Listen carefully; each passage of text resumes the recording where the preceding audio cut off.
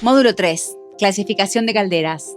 En este módulo distinguiremos los tipos de caldera y veremos minuciosamente cuáles son los accesorios que las componen, revisando también qué dice el decreto 851/21 sobre el control y uso de los mismos. ¿Cómo diferenciar un generador de vapor del resto de las calderas? Si yo entro a una sala de calderas, ¿cómo puedo darme cuenta si lo que estoy viendo es una caldera de agua caliente o un generador de vapor? Lo que realmente permite identificar un generador de vapor son los vidrios de nivel. En cambio, las calderas de agua caliente no tienen vidrios de nivel. ¿Por qué? Porque sabemos que las calderas trabajan siempre inundadas de agua, hasta el tope, por lo que no necesitan indicar el nivel. Otra forma de diferenciarlos es el instrumental. En un generador de vapor encontramos siempre el manómetro, que nos marca la presión de trabajo. En cambio, en una caldera de agua caliente, el instrumento característico es el termómetro, porque allí lo que mide es la temperatura del agua. Entonces, podemos resumirlo así. Si observamos vidrios de nivel y manómetro, estamos frente a un generador de vapor. Si observamos únicamente un termómetro y no hay vidrios de nivel, se trata de una caldera de agua caliente. Clasificación por fluido de trabajo.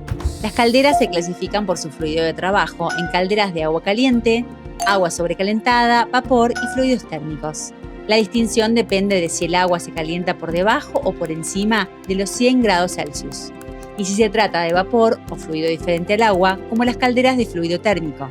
Las calderas de agua caliente de menos de 100 grados Celsius son las que podemos encontrar en hoteles, gimnasios o edificios donde simplemente se necesita calefacción. También existen calderas de agua caliente que trabajan por encima de los 100 grados Celsius, por ejemplo, en la industria automotriz. También tenemos calderas de fluido térmico que pueden trabajar con temperaturas muy altas, hasta 340 grados Celsius. Como ya indicamos antes, el decreto 851/21 regula el control, uso y seguridad de los generadores y artefactos de vapor sometidos a presión, que utilicen vapor de agua instalados o que se instalen dentro de un territorio de la provincia de Córdoba. Esto implica que las calderas de agua caliente, ya sea que trabajen a menos de 100 grados Celsius o más de 100 grados Celsius, no están contempladas en este decreto. Tampoco lo están las calderas de fluido térmico. En cambio, el decreto sí contempla los generadores de vapor de media y alta presión. Los de baja presión tampoco están alcanzados. Veremos entonces cómo se clasifican los generadores de vapor según su presión. Clasificación por presión. Los generadores o calderas de baja presión son aquellos que trabajan de 1 kilo hacia abajo, es decir, de 1 kilo sobre centímetro cuadrado hasta 800, 700, 600 o 500 gramos de presión de vapor. Son calderas que producen vapor, sí, pero están fuera del decreto. Las de media presión trabajan entre 1 y 20 kilogramos sobre centímetro cuadrado. La mayor parte de estas son homotubulares. Por encima de 20 kilos sobre centímetro cuadrado estamos en los de alta presión, que también están dentro de la normativa. Estas son en su mayor parte aquatubulares. Ya las aquatubulares se consideran inexplosivas. En tu material de estudio encontrarás más detalles sobre este punto. Frente a todas las calderas es necesario respetar las recomendaciones del fabricante, hacer las purgas, cumplir con el mantenimiento y vigilar el equipo para disminuir el riesgo de accidente. Pero las calderas de media y alta presión necesitan cumplir con lo que marca el decreto y también deben ser operadas por calderistas matriculados. Además, es necesario no evaluar el riesgo de una caldera por su tamaño. Recordemos que cuando aumentamos la superficie, la presión se reparte y disminuye. En cambio, cuando la superficie es menor, la misma fuerza se concentra y la presión aumenta. El riesgo no está en el volumen de agua, sino en la presión acumulada dentro del generador. Clasificación según características constructivas. Además de la presión, las calderas se pueden clasificar por otras características. 1. Según la posición del cuerpo cilíndrico, pueden ser verticales u horizontales. Una caldera vertical es la que tiene el cuerpo dispuesto hacia arriba. Una caldera horizontal es la más común, con el cuerpo acostado. 2. Según el fluido que circula por los tubos. Si por los tubos circula el fuego o los gases de combustión, hablamos de una homotubular, pirotubular o igneotubular. Si lo que circula es agua, entonces hablamos de una aquatubular. 3. Según la cantidad de pasos de los gases de combustión. Puede haber calderas de 1, 2, 3, 4 o más pasos. En la caldera de un paso, el fuego sale del quemador, atraviesa el hogar y se va directamente a la chimenea. No hay cambio de dirección. En una de 2 pasos, el primero se da en el hogar. Luego los gases rebotan en la caja de humos, recorren los tubos y salen por la chimenea. Noten que en la de 2 pasos la chimenea suele estar enfrente. En una de 3 pasos el fuego recorre el hogar, luego un haz de tubos choca contra la tapa, regresa por otro haz de tubo y recién allí va a la chimenea, que en este caso está atrás. Una pista práctica: si la chimenea está atrás, lo más probable es que la caldera sea de 3 pasos. En la de 4 pasos el recorrido es todavía más largo. Hogar, tubos, rebote de una tapa, regreso por tubos, otro rebote en la tapa trasera y salida final por la chimenea al frente. En las calderas de más pasos hablamos ya de acuatubulares, donde el fuego circula entre medio de gran cantidad de tubos, haciendo un recorrido muy complejo. 4. Según el volumen de agua que contiene. Puede ser de pequeño volumen, por ejemplo, de 1000 litros, o de gran volumen, que puede llegar a 3000, 4000 o hasta 5000 litros. 5.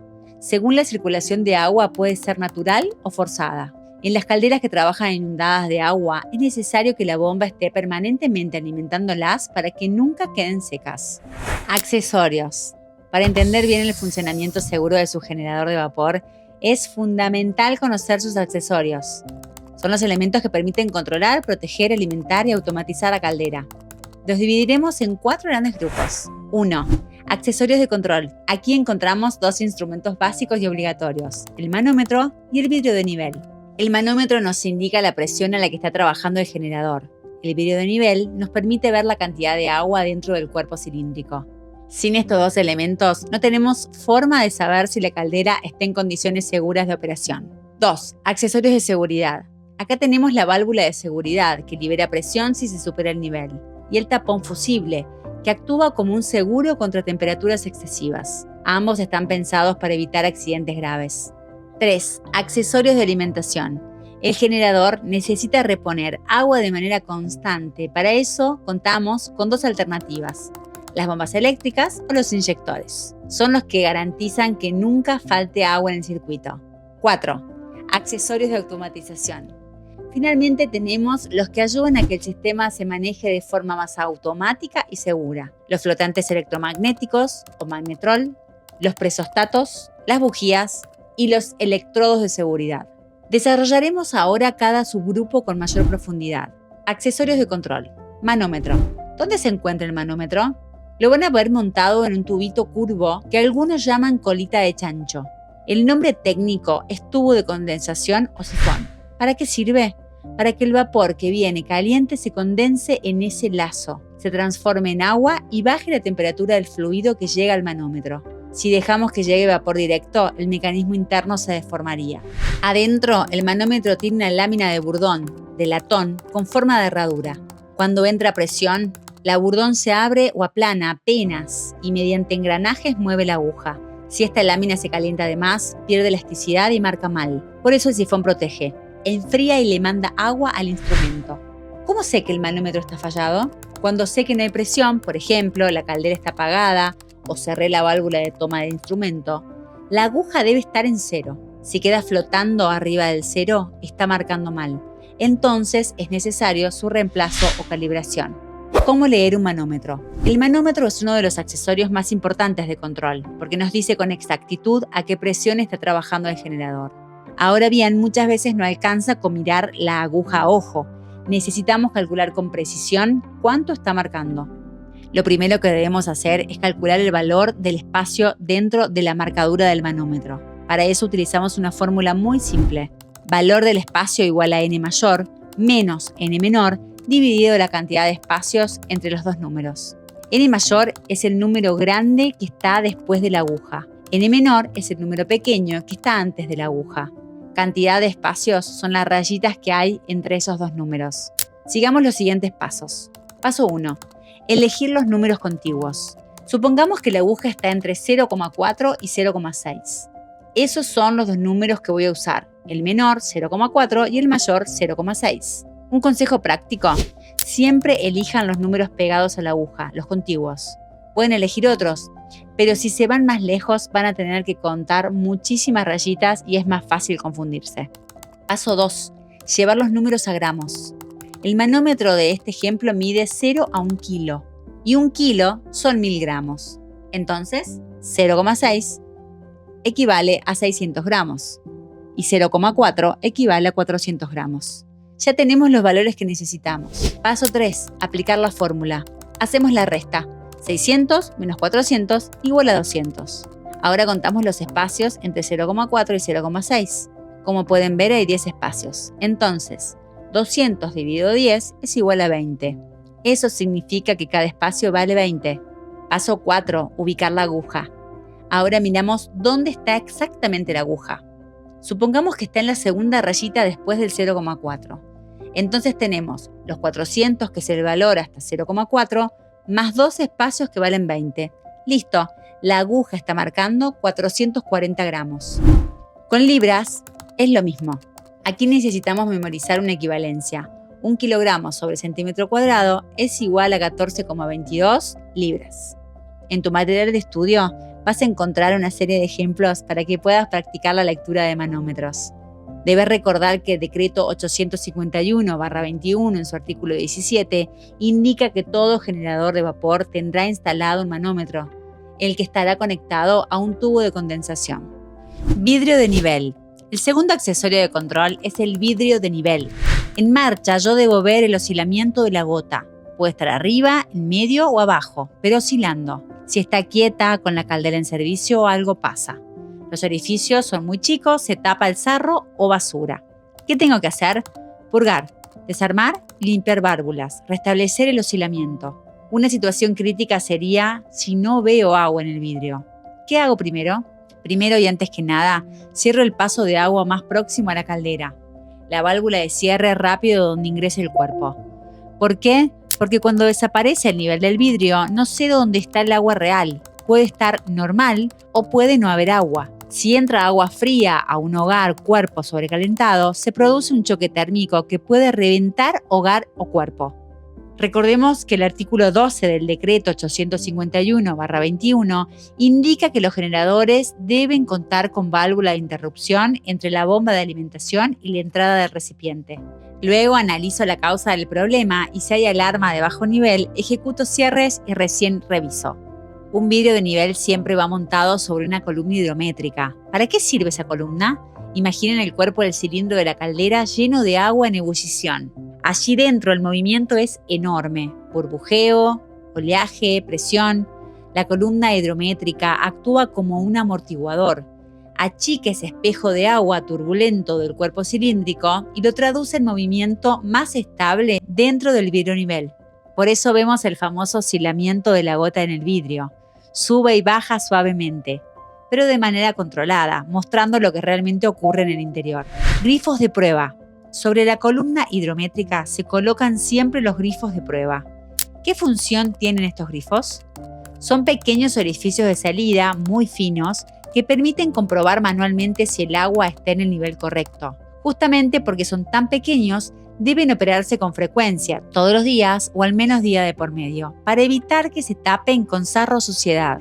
El decreto 851/21 en su artículo 16 nos indica que un generador de vapor debe tener 2 indicadores de nivel independientes y visibles. Con 2 sistemas independientes, por ejemplo, 2 vidrios o un vidrio más grifo de prueba, yo confirmo la lectura. En inspecciones reales, lo primero que se controla es que el generador tenga estos 2 indicadores y que esté a la vista del operador, no escondidos detrás de la cañería ni en rincones oscuros. Si no cumplen con esto, automáticamente el equipo queda fuera de norma. Accesorios de seguridad. Ahora veremos los accesorios de seguridad. Estos son los accesorios que literalmente salvan la vida del equipo y de las personas.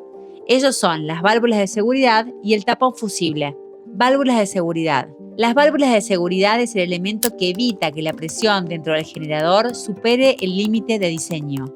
Si por alguna razón el quemador sigue aportando calor, el agua hierve, el vapor se acumula y la presión sube. Entonces la válvula abre y descarga vapor al exterior, protegiendo el equipo. Los tipos de válvula más usados son de resorte, es una espiral que mantiene la válvula cerrada hasta que la presión interior vence la resistencia. De pesas, son menos comunes en equipos modernos, pero todavía se ven en calderas antiguas. ¿Cómo funcionan? Cuando la presión llega a lo que llamamos valor de tarado, el resorte se comprime y permite la salida del vapor. Una vez que la presión baja, el resorte vuelve a cerrar la válvula. Aspectos a tener en cuenta sobre la válvula de seguridad.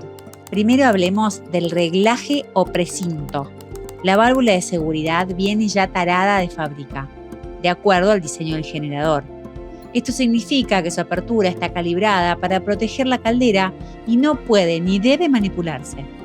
Está precintada justamente para evitar que alguien meta mano y cambie esa calibración.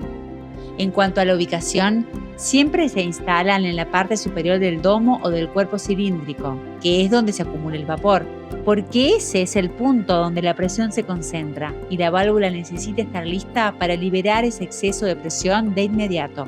También existe la prueba en marcha. Cuando la caldera está en servicio, se realiza la maniobra de palanquear la válvula, es decir, accionar la palanca de apertura manual para comprobar que no esté pegada y que funcione correctamente. Ahora vayamos a un ejemplo práctico. Supongamos que tenemos una caldera trabajando normalmente a 8 kilogramos sobre centímetros cuadrados. La válvula de seguridad está tarada a 9 kilogramos sobre centímetros cuadrados. Si en algún momento la presión sube y alcanza esos 9, la válvula se abre automáticamente, libera parte del vapor y evita que la presión siga aumentando. ¿Pero qué pasaría si esa válvula estuviera trabada o mal calibrada? La caldera seguiría acumulando presión por encima de lo permitido y eso podría llevar a un accidente grave. La válvula de seguridad es, en definitiva, el último resguardo para proteger tanto la máquina como las personas que trabajan alrededor de ella. El artículo 14 del decreto 851/21 indica que la norma exige un mínimo de 2 válvulas de seguridad calibradas a la presión de trabajo y que éstas tienen que abrir automáticamente si la presión supera el valor permitido. El tapón fusible. El segundo accesorio de seguridad es el tapón fusible. Es una pieza metálica, generalmente de bronce, que tiene en su interior una aleación de bajo punto de fusión, por ejemplo, estaño o plomo. Se coloca en la parte superior del hogar, justo en la zona que queda expuesta a la llama de la combustión. Si por alguna falla la caldera pierde agua y el nivel baja por debajo del hogar, esa zona queda expuesta directamente al calor. Como ya no hay agua que refriegue, la temperatura se dispara. El tapón, al estar en contacto con el calor, se derrite y abre el orificio que descarga vapor y agua. Lo que se logra es que la presión caiga y que el operador se entere de inmediato que algo anda mal en el nivel del agua. Además, gracias a esa pieza pequeña, se puede evitar que el hogar reviente por exceso de temperatura. El artículo 14 del decreto 851/21 indica que el tapón fusible debe estar fabricado con aleación de bajo punto de fusión, plomo o estaño, ubicado en la parte superior del hogar, en contacto directo con la llama. Fundirse cuando el nivel del agua baja demasiado o el hogar queda descubierto, provocando una fuga que apaga la combustión y evita que la caldera trabaje en seco. Accesorios de alimentación. Cuando hablemos de alimentación en la caldera, tenemos 2 caminos posibles: bomba de agua o inyectores. Ambos cumplen la misma función: introducir el agua al generador para mantener el nivel adecuado, pero lo hacen de forma diferente. Bombas de alimentación. La bomba es el accesorio más habitual y puede tener distintos tipos: centrífugas, regenerativas, multietapas o alternativas. Las centrífugas son las más comunes. El agua ingresa por el centro de un rodete que gira a gran velocidad y es impulsada hacia el exterior gracias a la fuerza centrífuga. Las regenerativas se diferencian de las centrífugas porque el agua circula varias veces alrededor del rodete antes de salir, regenerando la presión en cada vuelta. Tiene la ventaja de manejar caudales pequeños a presiones relativamente altas y además resisten bien cuando hay presencia de vapor en la succión. En cambio, las multietapas cuentan con varios rodetes en serie. Cada uno le entrega un poco más de presión al agua, lo que permite alcanzar presiones mayores. Finalmente, las alternativas trabajan con pistones, como un émbolo que en cada carrera succiona y empuja agua. Aquí un ejemplo típico. Imaginemos una caldera de media presión que trabaja a 8 o 10 kilogramos sobre centímetros cuadrados. Una bomba centrífuga simple no lograría vencer esa presión para inyectar agua. Entonces se instala una bomba multietapa que va sumando presión en cada rodete hasta alcanzar el valor necesario. Aspectos claves en bombas de alimentación. Siempre deben llevar la válvula de retención a la descarga para evitar que el agua de la caldera regrese hacia la bomba cuando ésta se detiene. También debe haber una válvula de cierre rápido que permite aislar la bomba en caso de fallo o mantenimiento. En equipos modernos suele haber 2 bombas en paralelo, una en servicio y otra en reserva, listas para entrar en acción automáticamente. En calderas que trabajan inundadas, la bomba tiende a alimentar de forma continua. Si la línea de succión toma aire porque la bomba no fue purgada o directamente la bomba se quema, el nivel puede desaparecer en segundos. Inyectores. El otro accesorio de alimentación son los inyectores. Hoy se usan menos en instalaciones nuevas, pero siguen siendo muy importantes, sobre todo como respaldo. Un inyector funciona como un principio físico. Utiliza el mismo vapor de la caldera para introducir agua de alimentación. El vapor pasa a gran velocidad por un estrechamiento, efecto Venturi, lo que genera una depresión que arrastra el agua desde el tanque de alimentación. Luego, al mezclarse vapor y agua, la presión resultante es suficiente para vencer la presión interna de la caldera y hacer que el agua entre. La ventaja de los inyectores es que no necesitan electricidad ni motores, funcionan solo con el vapor.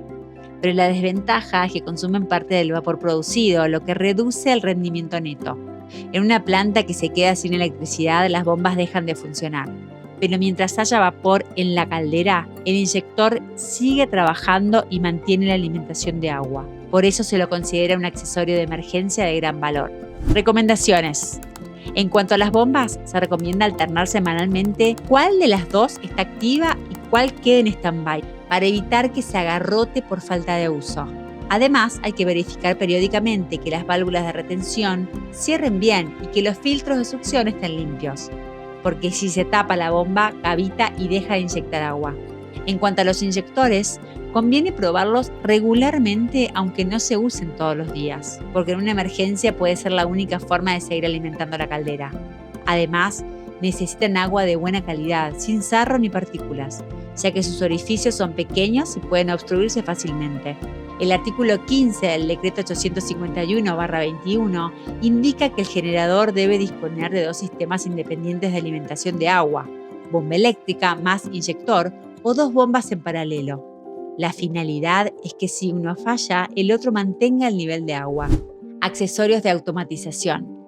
Hasta ahora vimos los accesorios que dependen mucho de la intervención del operador, pero en los generadores de vapor modernos aparecen los accesorios de automatización que ayudan a que la caldera funcione de manera más segura y estable, reduciendo errores humanos. Sin embargo, no reemplaza la vigilancia. El calderista siempre debe estar atento, pero sí son aliados importantes. Control del nivel automático. Existen 2 sistemas de control del nivel automático: por flotante electromecánico, conocido como magnetrol, o por electrodos de nivel. El flotante funciona como el del tanque de agua de una casa. Cuando el nivel baja, abre el paso de agua, cuando sube, lo cierra. Imaginen el flotante: cuando el tanque se llena, la boya sube y corta la entrada. Y la caldera es lo mismo, pero con un mecanismo mucho más robusto, porque de él depende la seguridad de toda la instalación. Los electrodos, en cambio, no usan un mecanismo mecánico, sino electricidad. Son varillas que detectan si están en contacto con agua o no. Si el agua llega a electrodo, se cierra un circuito que ordena al sistema encender la bomba. Si el electrodo queda en seco, manda la señal de que falta agua y se activa la alimentación. Electrodos de seguridad. Aquí estamos hablando de el último guardián de la caldera. Si todos los sistemas anteriores fallaron y el nivel de agua desaparece, los electrodos de seguridad cortan automáticamente el quemador y disparan una alarma. Si no actuaran, estaríamos frente a una catástrofe. El hogar podría trabajar en seco y producir una explosión. La bujía de seguridad, también llamada electrodo, detecta la conductividad de agua dentro del generador. Si el nivel de agua baja demasiado, la bujía deja de detectar conductividad y corta automáticamente el funcionamiento eléctrico de la caldera. Apaga el quemador, detiene el proceso y pone todo en seguridad sin esperar a que intervenga el operador. Aunque la bujía no esté contemplada en el decreto como un accesorio de seguridad formal, legalmente no reemplaza el tapón fusible, en la práctica resulta muy segura.